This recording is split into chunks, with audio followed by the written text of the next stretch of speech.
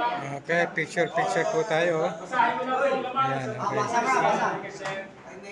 The Republic of the Philippines, Prime Movers, Peace and Progress Association Incorporated, in partnership with DDB, PDEA, LAPURCOM, and MPOC, awards the certificate of recognition to Mr. Miguel E. Panal in award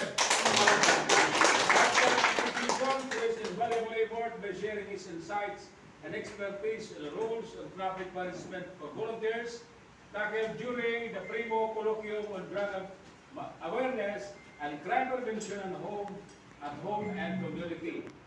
Held on June 12, 2024, the conference room, Police Station 10, EDSA, Quezon City.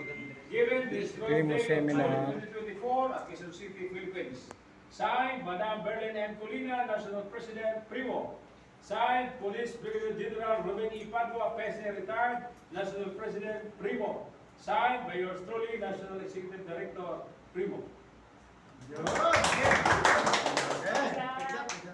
Picture ba?